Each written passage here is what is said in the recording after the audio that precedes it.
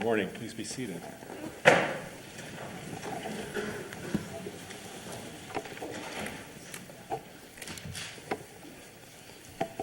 This is the time set for oral argument in the matter of Brush and Nib Studio, LC versus the City of Phoenix, our civil number 16-0602.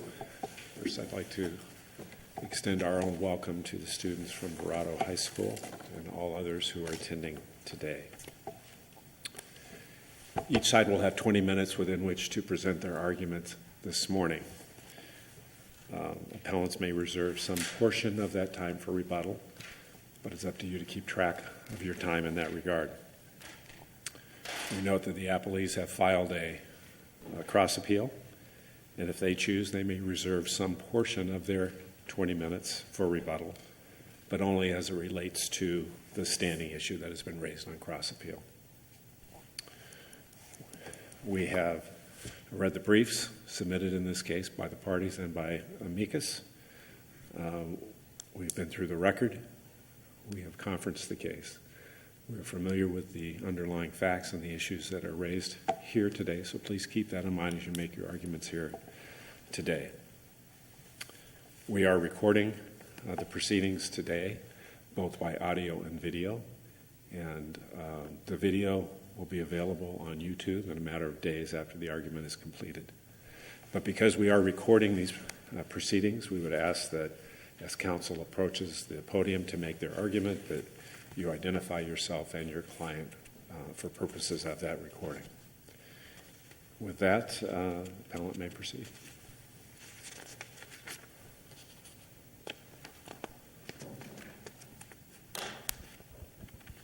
Thank you, Your Honor, and may it please the Court. Jonathan Scruggs on behalf of appellants Brush and Nib Studio, Joanna Duca, and Brianna Koski. I will attempt to reserve 5 minutes for rebuttal. Your Honors, the government should not have the power to compel an atheist singer to perform at a church Easter service, or a Muslim printer to print a synagogue's promotional pamphlets.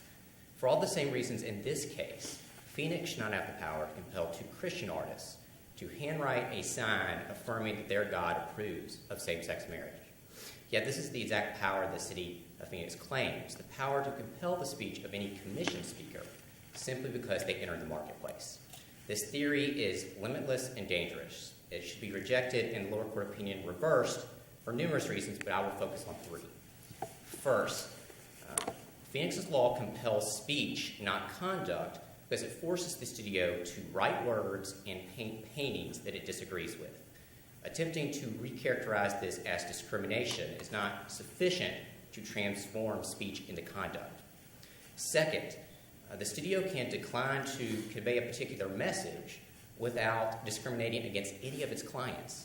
There is a vast difference between disagreement with a message and discrimination against a whole class of persons.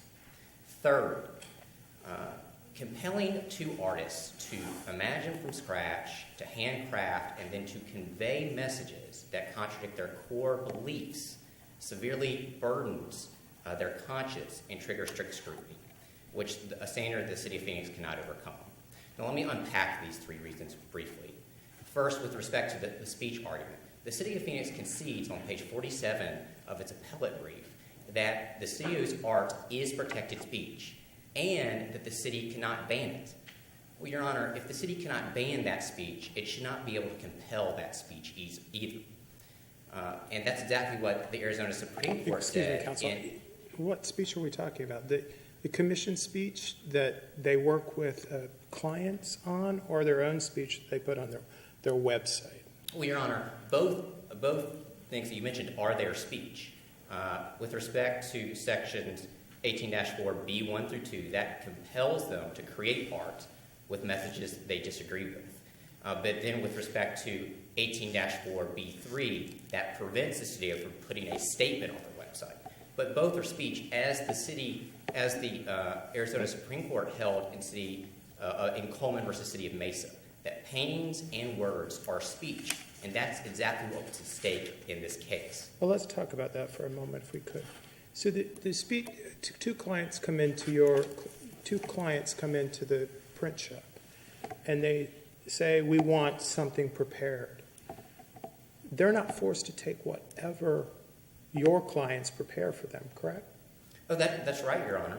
That's So exactly they right. sit down and they work with them and they come up with ideas. And it's not published to the outside world until the client says, that's exactly what I want to say, right? Well, that's exactly how a publisher works, Your Honor, or a newspaper, or a tattoo artist in the city of Mesa case, Your Honor. All those situations involve collaboration between the creator and the patron. But that's still protected speech, as I noted that Arizona... For the client, it certainly is protected speech. For who, Your Honor? The clients, the two people that come into your shop. And the artist and the creator, Your Honor. Again, we wouldn't say a publisher is not speaking simply because they're publishing a book on behalf of an author. And that works the exact same way. We wouldn't say that the tattoo artist is not a speaker simply because they work together with their particular client to create Well, speech. if a publisher only was presenting the works of Caucasian individuals versus the works of African American individuals, we wouldn't protect that, would we? No, we wouldn't, Your Honor. Okay. Because So let's go back to what we have here today, and that is we have speech that is being provided for the clients, and that is separate and apart from the speech that appears on your client's webpage, right? That's correct, Your Honor. But the difference that you note between the situation you noted is speakers retain the ability to decline to convey particular messages. And that's exactly what's going on with our clients. They speak a variety of messages, or they decline to speak a variety of messages, whether it be declining to promote racism or incite violence or many other things, Your Honor. And they apply that rule, not creating certain messages, regardless of who walks in the door. It's the exact same thing, Your Honor. Here, they will convey and serve people in the LGBT community and create messages for them, but they won't create a message for anyone that celebrates same-sex marriage. And so you have a distinction, and this is what lines up... Wait, hold on. How would they know that? Would they make them fill out a form? Yes, Your Honor. Well, there's a form on their website that talks about what is the event for, what is the art they have to create. And the gender of both of the individuals seeking the work. Your Honor, the form just says bride and groom, which is pretty typical. So unless the clients actually designate that, we have two grooms, that would be an indication to your clients that they shouldn't perform this work. Well, no, Your Honor, it's not just that. They work closely with the client to determine what the message is and what the event is for. So, for example, if a homosexual parent came in and asked to create a wedding invitation on behalf of their son for an opposite-sex marriage, they would happily create that. Because, again, it's not who walks in the door. It's the message that they're asked to create, which is exactly what the U.S. Supreme Court encountered in Hurley. In the Hurley decision, the Supreme Court, which is the parade case, distinguished between the parade organizers declining to convey a particular message versus excluding homosexual people as a class. And that's the exact same thing that's happening here. Can we talk about the message for a minute? Sure. Because as I understand it, Brush and NIB we've been talking about what I'll call design services here, but they also have these merchandise that's prefabricated that, as I understand, they will sell to anybody, same sex, opposite sex. So anybody can come in the store, buy this material, and it can be used for a same-sex couple, correct? Correct, Your Honor. But I'm guessing that on the back or at some point on their prefabricated merchandise, there is some sort of mark that identifies this material as being created by Brush and NIB. Your Honor, that's not in the record. The only thing regarding the mark in the record is the mark is on their custom artwork. So, but to get to your point, with respect to the pre-made and the custom, there's a difference between forcing an author to write a book celebrating same-sex marriage and forcing that author to sell a book at his garage sale for a person to be used in a same-sex marriage. They might both involve speech, but only one is compelling speech. One objection is to the message itself. The other objection is to the sale of that is then later used in a particular way down in the stream of commerce. And that just highlights, Your Honor, the Wait a narrowness. minute, it's not down in the stream of commerce. Your client is selling it out of their shop. Yes, Your Honor, but with respect to the distinction between custom and pre-made, the objection in one is to creating a message. The objection to the other is how that message is then used by someone down in the stream of commerce. But isn't that in fact what you argue regarding their logo on the back of the card goes out and it's associated with same-sex marriages? I mean, that's distinctly one of your arguments. I think it's one of your bullet points in your brief. So aren't you making that argument? Your Honor, we make the argument to highlight that people would think that we are endorsing, or clients would think the studio is celebrating same-sex marriage, but that is not a necessary element to our argument. The compelled speech claims do not turn on what third parties think.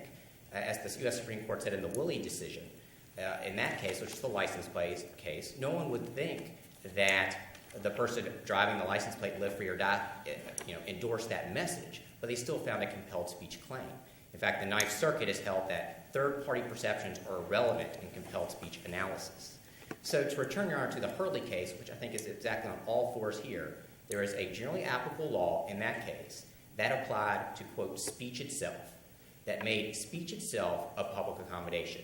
That is the exact same thing that's happening here. The city is applying its law in a peculiar way to make words and paintings, essentially to force them to be created under the public accommodation law. If that was improper in Hurley, it has to be improper here as well. Now, the city essentially tries to argue that case only applies to nonprofits, but that cannot be the case, Your Honor, because in the Hurley decision itself, it explicitly protected business corporations generally and professional publishers. In fact, the court never once mentioned the word nonprofit in its analysis. The analysis turned on what is the medium. The medium is expressive, it's protected. Does the speaker object to a particular message, or do they object to a particular class of people? And in this case, Your Honor, as I noted before, the studio is happy to serve people in the LGBT community, happy to serve all people. They just can't convey certain messages. It would be like, Your Honor, we wouldn't force a Muslim print shop. We would force them to serve Christians, for example, but we wouldn't force them to write a sign that says Jesus is Lord when requested by a Christian. It's the same principle. So your clients are willing to serve the gay community, but in all ways except marriage-related merchandise. Is that what you're saying? Your Honor, they're willing to serve the LGBT community. They're willing to serve all people, but they just can't convey a particular message about marriage for anyone. So again, if someone who's a heterosexual, or let's say a church, came in and asked for a poster celebrating a same-sex marriage, they wouldn't do that. Because again, it doesn't turn on who walks in the door. It turns on the message they're asked to convey. Now, the City of Phoenix essentially responds, Your Honor, that... So in your view, your clients can engage in that form of discriminatory conduct, and the city can't regulate that? Well, Your Honor, the First Amendment protects it, just like in Hurley. The same exact arguments that were made in Hurley are made here. How do you distinguish Rumsfeld, then? Easily, Your Honor, because Rumsfeld involved compelling law schools to open up access to empty rooms. But empty rooms are not expressive. They don't say anything. Well, it was more than opening up empty rooms. They had to post the notice that they were appearing and all of the other information that they were willing to give for other participants that would be using those rooms, correct? That's right, Your Honor, and the way that is different is twofold. First, the law schools in Rumsfeld did not object to any message in that email. That's exactly how the Oregon Appellate Court distinguished Rumsfeld in the exact similar scenario in the Klein case and said that was a distinguishing point. Second, Your Honor, the emails there, they had to be sent out because they were necessary to fulfill the law school's obligation to host an event. But here, the studio is not required to host a same-sex wedding, so they can't be required to send out a notice about that wedding. Your Honor, Rumsfeld would be like this case if the emails defended the don't ask, don't tell policy and then invited people to go to the Pentagon to hear a seminar defending that policy. But that's not what is going on here, Your Honor. Here we have, again, asking two clients to, for example, make wedding vows, handwrite wedding vows that say that a same-sex marriage has been validated, quote, in accordance with God's design and holy law, unquote. that is a severe attack on the freedom of mind and the freedom of conscience. That we wouldn't force an African American sculptor to make a cross for the Aryan Nation Church, for example, or a gay web designer to make a website for the Mormon Church criticizing same-sex marriage. This rule applies across the board and applies regardless of particular viewpoints. It protects all speakers to speak the message that they feel like is in accordance with their sincere beliefs. So if your clients had a sincere belief that there shouldn't be interracial marriage, and they were aware that there was an interracial couple that was applying, would you be making the same argument? No, Your Honor, I think there would be two distinctions. First, as the U.S. Supreme Court said, the first distinction, Your Honor, is the U.S. Supreme Court said that is a status-based distinction. In the Loving case, it said that objections to interracial marriage are, quote, based on invidious discrimination that seek to maintain white supremacy.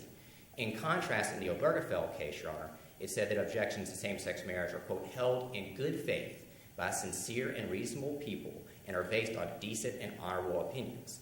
So one is a status-based objection. One is a message-based. Again, as the Obergefell case specifically said, that people have a First Amendment right not to condone same-sex marriage. Well, that would be news to the Mormon Church, wouldn't it, who didn't change their policy until 1978, did they? Your Honor, I'm not familiar with the Mormon Church. My understanding is, again, the Mormon Church doesn't object to interracial marriage. Well, they did until 1978. That's what I just said. Well, again, these clients do not. They would happily serve all people, unquestionably. But again, to go to a second point that's different in the scenario you brought up, is the compelling interest analysis could be different. Even if we assume there's a message-based objection in that scenario, stopping racial bias could be viewed differently. As, again, the U.S. Supreme Court said just last year in the Pena-Rodriguez versus Colorado case, racial bias prevents unique, quote, historical, constitutional, and institutional concerns. So there's a sound basis to treating that differently. And there hasn't been a historical bias against homosexuals? Your Honor, the court, again, in Pena-Rodriguez treated race differently because there is such a unique You didn't history. answer my question. Has there been a historical bias against homosexuals? Your Honor, I'm sure there has, but that doesn't mean that we can compel messages that violate people's belief because, again, Hurley shows the way. Hurley is a similar context and said you could not compel parade speakers to convey a message about homosexuality that violated their views. I see that some of my time is up. I would like to reserve the remaining time for rebuttal. Thank you, counsel. Thank you.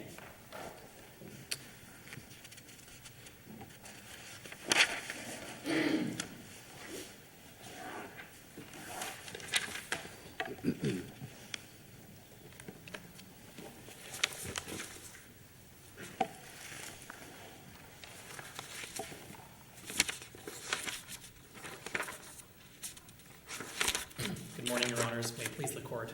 Eric Frazier on behalf of Appalachia, the City of Phoenix. I have with me at council table Joshua Bender and the City Attorney for the City of Phoenix, Brett Holm. Your Honors, this is a case about an anti-discrimination law. Under the law, if you offer goods and services to the public, then you may not refuse to sell those same goods and services to other people based on a person's race, gender, sexual orientation, religion, and other protected categories. The law applies to all types of businesses, even businesses that involve words and symbols. And Rumsfeld teaches that in Rumsfeld, the Supreme Court unanimously held, that was a unanimous decision, that the government may require equal treatment. And even if that would require somebody to write words and such as names, dates, places, and times, any effect on speech would be incidental to the primary purpose of regulating conduct. Courts across the country have upheld anti-discrimination laws as applied to wedding vendors, including wedding photography. The latest one was wedding videography, wedding flowers, wedding cake, and a wedding venue. The answer is no different for wedding invitations.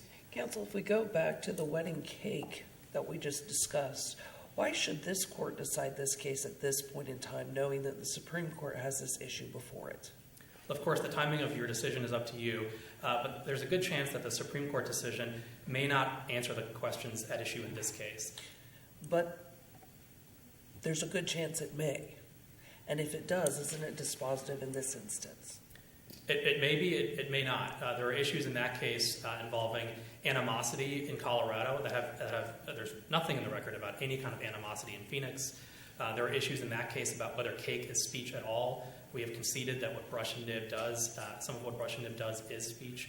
But of course, you're free to wait until after that decision, and we may request an opportunity for a supplemental briefing if you do wait. Thank you. The bottom line, though, is that this case is not about speech or art or religious expression because the ordinance does not target any of those things. It targets denying service. And brush and nib's desire to refuse service is based on who is getting married, not the message. I just heard over and over again that this is about the message. It's not. That's because brush and nib wants to refuse service before it even asks its clients what they want to appear on the invitation.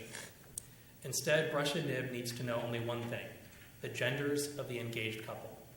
If the engaged couple is 2 men or 2 women, then brush and nib wants to shut the door without any further inquiry about what the couple wants the invitations to say. That means that this case is not about the message. I'd like to discuss one of the examples that my friend on the other side opened with, which is a Muslim printer forced to print a Jesus is Lord sign. This ordinance would not compel the Muslim printer to print a Jesus is Lord sign because that is actually a different message. The closer scenario is if a Muslim printer is willing to print happy birthday signs for Muslims but refuses to make them for Christian children. If there is actually a different message being conveyed in the sign, then our ordinance would not compel that speech at all. So this is not about the message. Can we ask you to talk about the arguments raised in the briefs about the ordinance at issue being overly broad and vague, particularly as it concerns the use or the concept of the potential client being unwelcome, Sure. that language? Sure. Well, first of all, the overbreadth doctrine does not even apply to commercial speech, and the speech that's at issue here is just refusing to enter into a commercial contract or commercial relationship or the terms of that commercial relationship. So we think the overbreadth doctrine does not even apply here. And as for vagueness, brush and nib cannot bring a vagueness challenge at all because its conduct falls within the core target of the law. So it cannot target any kind of fuzzy edges with its claims because its conduct falls squarely within the law. But I will address your points on those words. And I think here I'd like to point out first a federal court recently interpreted an Iowa ordinance that is strikingly similar to ours. That's Fort Des Moines Church of Christ versus Jackson. It's from the Southern District of Iowa in 2016. The court interpreted the ordinance and said you have to read this in context. You have to read it in context with the purpose of the ordinance, in context with the equivalent of B2 in our case, which forbids actual discrimination, and you have to give it an interpretation as to render it constitutional if that is at all possible. So the court held that what is the equivalent of our B3 means preventing places from offering goods and services to the general public from communicating publicly, likely through advertisements or similar postings, that their goods and services were not intended to be available to members of protected classes. I think we would add on to that, or at lesser terms, right? So if you have unequal terms, if you say that you will provide inferior service, that would be covered by our B3 as well. The statute at issue there used almost identical language to directly or indirectly advertise or in any other manner indicate or publicize that the patronage of persons of any particular race and so on is unwelcome, objectionable, not acceptable, or not solicited. Those are the same words that we use, and the court upheld those in a due process, vagueness, and overbreadth challenge. So, other than this new case you're referring to, are you aware of any other decision in the country where this similar language has been analyzed as it relates to this vagueness claim? Because we didn't find one. No, I'm not. And in this case, we did cite in our brief, so I just want to clarify that. That was in our supplemental brief, which addressed the non-speech constitutional claims.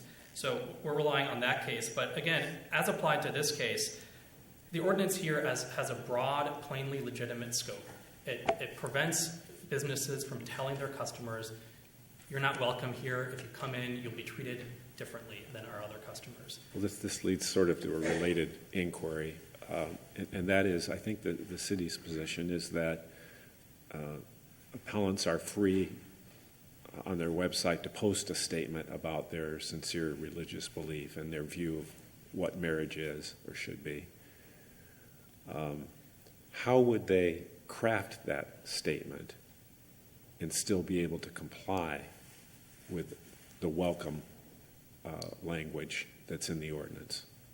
Right, so we have actually responded to this question in our discovery responses in this case, and I think it's plain. I think we interpret the statute just like the Fort Des Moines Church interpreted their statute. Brush and Nib is free to post on its website something that says, we believe that marriage it should be between one man and one woman. What they're not allowed to do is then tack on the statement that says, and we will refuse requests for other types of marriages. But doesn't the statute go beyond that? I mean, it says unwelcome. So what same-sex couple is going to open up that web page and read the banner, which you say meets that criteria, and feel welcome? Right, I understand your point. But when you read the ordinance in the full context, it is clearly targeting actual discrimination or a business announcing that it will either not serve or will provide service on lesser terms. Or So feel unwelcome. I mean, that's what it says. Right. Look, these ordinances are in place across the country. This language in our ordinance has been in place since 1973. Similar language is used in multiple other states and countless municipalities across the country. Nobody has ever brought a successful challenge to this type of language because everybody knows what it means. It means that you cannot tell your customers that they will be treated differently or that they will not be served in this business. So we think that's the proper interpretation. And if there is an interpretation that preserves its constitutionality, the court should interpret it in that manner. Turning back to the speech. So are you saying we should interpret it to not mean what it says? No. Because it says unwelcome. And I'm not sure what you can put on a web page in that regard and still make the client, the same-sex couple client, feel welcome. In our view, this is not about the subjective feelings of the customers. This is about announcing to the world that somebody will be treated as unwelcome. So you might be unwelcome in the subjective mind of the shopkeeper, but you will not be treated as unwelcome once you come into my store. You can come into my store and I will sell you my goods, I will sell you my services. Even though in my head you may be unwelcome, I will still treat you as if you are welcome in the store. So we're not looking at the subjective views of either the shopkeeper or of the potential customer. We're looking at whether you are announcing to the world that you will be treated as if you're unwelcome. But consider what Brush and Nib asks the court to do, especially on the speech claim. Brush and Nib does not ask for a narrow exemption that is limited to invitations with scripture or religious overtones, like you heard earlier. It asks for broad injunctive relief. It asks this court for carte blanche authority to refuse to serve all same-sex couples, whether they're requesting custom wedding invitations, save the dates, menus, maps, and place cards, any request for any custom wedding product from any same-sex couple, regardless of the wording or design. So, to prevail on such a broad claim, Brush and Nib would have to show that it has a constitutional right to refuse to make even the most basic, plain vanilla wedding invitation. Imagine a wedding invitation that is on white or cream cardstock, something very basic, very plain, no pictures, no imagery. It just says, it's fill in the blank. Blank name and blank name are getting married. April 28th, the Four Seasons in Scottsdale, Arizona, RSVP. Brush and Nib has no constitutional right to refuse to make that basic, plain, vanilla invitation. And as a result, it is not entitled to its requested relief, and its claims must fail, because Phoenix can apply the ordinance to Brush and Nib within the scope of its requested relief in a constitutional manner. Phoenix does not tell Brush and Nib to celebrate same-sex marriage, or what to say, or what to paint. The ordinance still permits Brush and Nib to refuse to make wedding invitations with content that it does not like. It can refuse to write an express statement endorsing same-sex marriage. It can refuse that, just like it can refuse to make an invitation with something that it finds tacky, like an invitation that has a motorcycle theme. It can refuse to make both of those. But if Brush and Nib refuses because of the names that would go on the cardstock, then that is status-based discrimination, not message-based discrimination.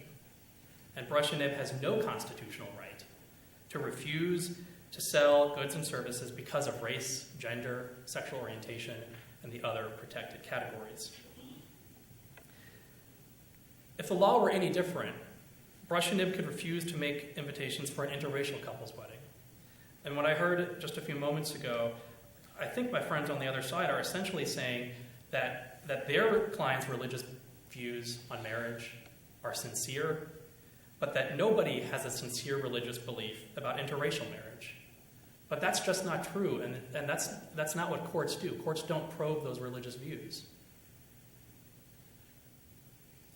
On the FERA claim, Your Honors, I'd like to briefly explain why Brush and Nib has not met its burden of showing that the ordinance substantially burdens its religious exercise. Ms. Duca and Ms. Koski, they have a religious belief that marriage is between one man and one woman. And we respect that belief 100%. We do not challenge it. We do not question it. Their FERA claim is based on something else. Their FERA claim is based on a belief that they cannot celebrate or promote any other type of marriage, such as same-sex marriage. But the ordinance doesn't require them to celebrate or promote any type of marriage at all. In Rumsfeld, again, the Supreme Court unanimously held that the schools there, the law schools, were not endorsing the Army, and nobody would think they were. It held that even high school students would know the difference between speech that is required and speech that is not. Maybe we can take a poll of the audience to confirm that hypothesis. Counsel,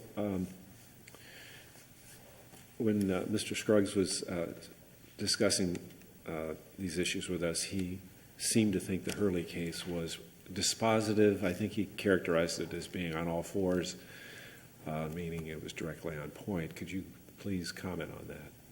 Sure. I'd first like to say that our position on Hurley is not that Hurley doesn't control simply because it's a for-profit, nonprofit. We're not making that distinction. But first of all, the wedding vendor cases have universally rejected the notion that Hurley controls here. That's Elaine Photography, Arlene's Flowers, Masterpiece Cake Shop. They've all rejected that Hurley applies here. Because there, the court concluded in Hurley that allowing another group to march with a banner in somebody else's parade would alter the expressive content of the parade itself. It would alter the expressive content that is sent by the parade organizers. Here, the expressive content remains unchanged. Brush and Nib can still make the exact same invitation it would make for an opposite-sex couple, using the exact same imagery, the exact same celebratory language, if there is any, the exact same invitation. The only thing they cannot do is refuse to make an invitation based on the names. But Brush and Nib treats the names in this case as interchangeable. And I think that argument applies to their stock invitations. The custom invitations where the artwork and the wording are collaborative in their development, I think, is the issue. So can you address that portion of their argument? And so the ordinance does not compel Brush and Nib to change any of that artwork or any of the messages. All that it says is that if Brush and Nib is willing to make one particular invitation for one couple, then it must be willing to make the same invitation, or cannot refuse to make the same invitation for another couple based on the couple's sexual orientation or race or gender or so on. The only message that's being communicated in a wedding invitation is that a couple is getting married. That message does not change. We're not talking about making signs advocating for gay marriage. And you could agree with me when they say that they write wedding vows for couples.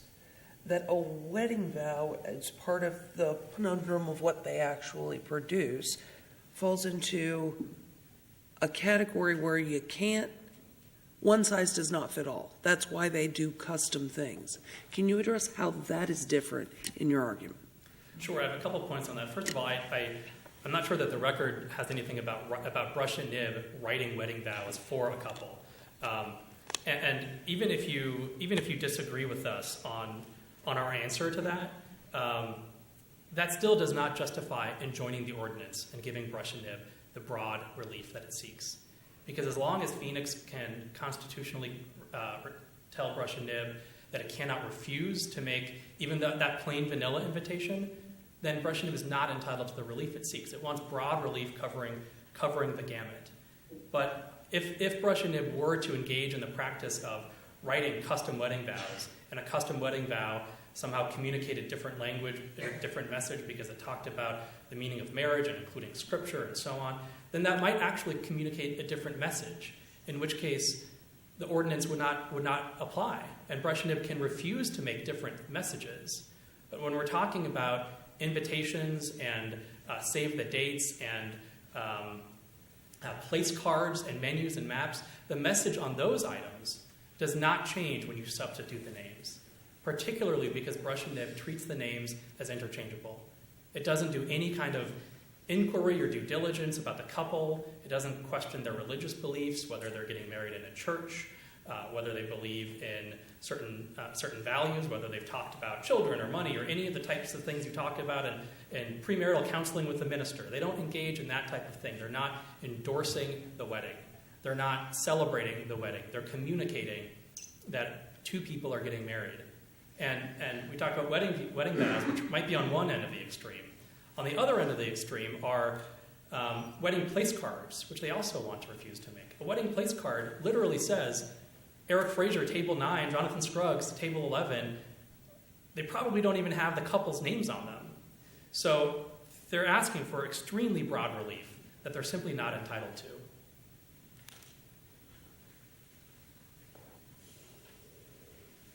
I'd like to briefly address the point, the discussion you had with Mr. Scruggs earlier about pre-made art. He's right that the record does not reveal whether Brush and Nib's logo appears on its pre-made art. But regardless of whether there is a logo, a same-sex couple can buy that art, and Brush and Nib has admitted it is willing to sell that art, pre-made art.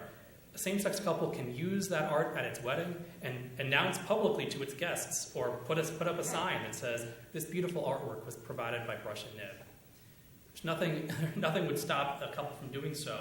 And that's because artists have no constitutional right to control how their art is used.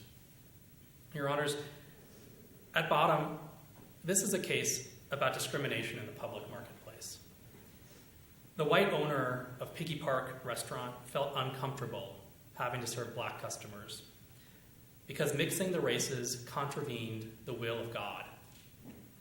In 1968, the Supreme Court respected the owner's religious beliefs, just as we do.